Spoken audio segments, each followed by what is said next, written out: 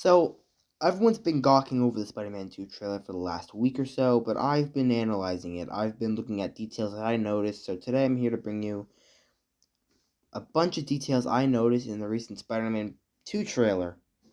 Yeah, so I'm Justin from my studios. Let's get into this really weird, sort of different video for the channel. Okay, but starting off with detail number one that I noticed, at the beginning of the trailer, Kraven snaps the guy's neck. This just shows how brutal it's going to be. Because if they're willing to, within the first 30 seconds of a trailer, have Kraven already kill somebody, that to me shows that he's going to be a brutal villain. And he'll most likely be more brutal than he's been portrayed recently in animation. But yeah, on to detail number two. On the hologram, there are many familiar faces.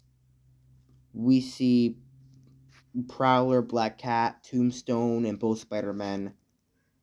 And yeah, but that leads into detail number three, where my idea of the story is going to play out is that Kraven will go after these villains like Tombstone, and we'll probably see certain side quests with that'll like departure off that main side quest, where we'll have goons of Kraven still go after villains. So we won't necessarily see every single villain in the trailer or in the main game. We'll most likely see, for example, in the main game, we'll probably see villains like Lizard, Tombstone, Black Cat, Prowler, but we'll see villains like Wrath, and we'll also see villains like maybe the Vulture in side quests. Yeah, on to detail number three. Detail number three is it seems like Queens will be explorable throughout the game, and it looks like it'll be a very small town with Peter's house and many other places from our comics, like his old high school being there. My question is, can we explore Brooklyn? Most likely, we will not be able to explore Brooklyn in the sequel because they'll most likely save it for Spider-Man 3, which I'm glad they did because now we don't need the hub world to be 3 times bigger. We can have it be just doubled in size and we'll call it a day. And I'm just really excited to explore Peter's old house. Maybe we'll have more backpacks to collect. Maybe we can have conversations about like MJ's old house. Maybe Miles went down to Queens once or twice. It's just a really cool idea to introduce Queens as a main place to explore. Because it's honestly, it was sorely missing from the original game. I'm shocked they didn't include Queens from the original game. But yeah, on to detail number three. When Peter jumps out of the house with the symbiote, it's most likely towards the end of Act 1, where he got the symbiote suit. Because like he's new to the symbiote suit, people have never seen it. And it looks like, to me, it's a few minutes after the main tutorial we've had with the symbiote suit. But yeah, and on to detail number four, with this exact same scene, people are talking about just how brutal the attacks are going to be for the black suit. When you look at Peter's individual punches, you can tell there's a lot more force, and he's not holding back as much as he used to. Okay, yeah, but on to detail number five. During the second, we're introduced to a bunch of new enemies like Kraven's thugs and the dog. I'm gonna bet that Kraven's dog and his enemies act more like Sable agents from the first game rather than normal enemies. Because you can look at the gadgets they have and stuff. I also doubt those will be the only enemies we'll have to fight. They'll most likely be like Sable. They'll most likely be Venom enemies, and I bet they'll probably be a villain on the side of Kraven. Because you can't really just have one main villain. You gotta have two. I mean, you got two Spider-Man now. But if you look at the quad slam Peter does at the beginning of the trailer in detail number 6, it looks extremely overpowered. Sort of like the trip mine from the original game or like a suit mod. I wonder if this means the enemies will be made more powerful.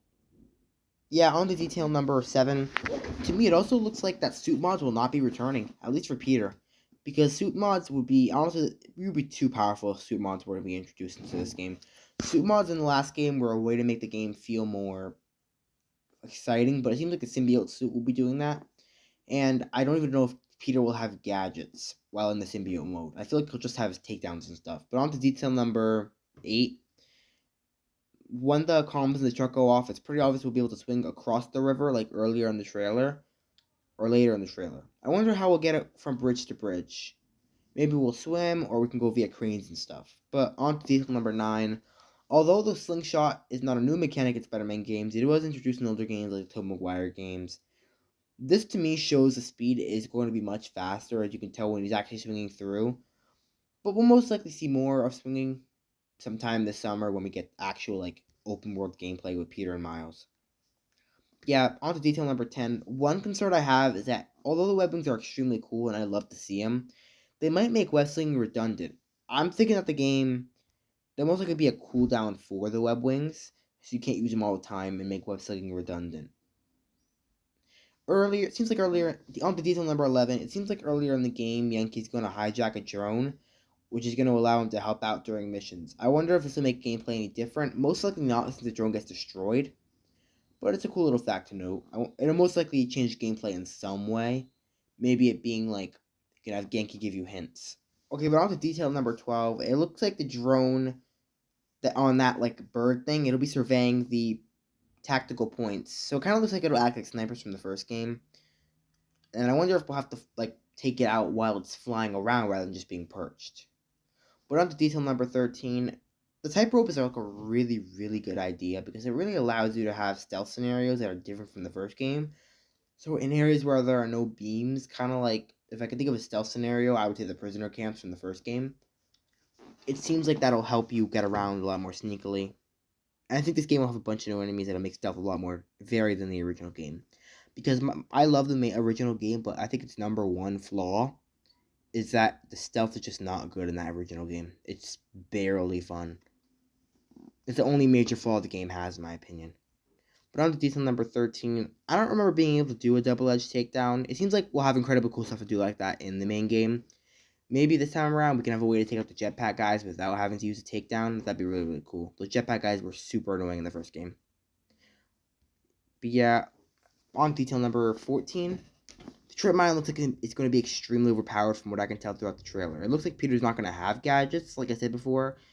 And it would just be Miles from most of the game having gadgets. That'll even out the gameplay between Peter having his symbiote, Miles having his venom and his gadgets.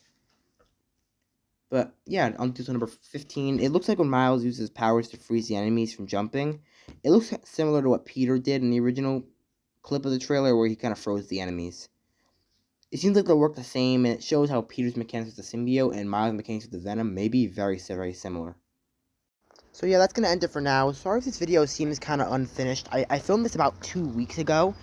Then I decided to scrap it because it wasn't really different than everybody else's. And then I decided that I wanted to let you guys know I was alive, so I decided to post it. So the video, I had a video. Of course, it's been almost 3 weeks actually now when I'm recording this since my Spider-Verse video. One, I wanted to let that sit and gain views. It's going to reach 300. And two, I had to cancel the Guardians of the Galaxy video. But I kind of decided that I didn't want to release that because it was trash, honestly. The editing was pretty decent, but I didn't like the actual recording of it. So, I'm heading back to the drawing board, and a new video will be out probably Saturday night. I'll say Saturday night, because I'm in school Tuesday. But yeah, thank you guys for watching. I'm going to be streaming, I have an SSD coming in tomorrow, so I'll be streaming Star Wars Fallen Order sometime this weekend. Come join me for that. It's not confirmed, but it's something I really want to do. I want to get into game streaming. I want to take the games, stream them, and then edit them into video format for a second channel, like one big VOD. That sounds really fun. But I'll keep you guys posted. But make sure to check out my community tab. And yeah, before I leave, YouTube recently brought down a requirement to 500 subscribers, so help me get there. I'm Joseph from my studios, and yeah, have a nice day. Stay electric.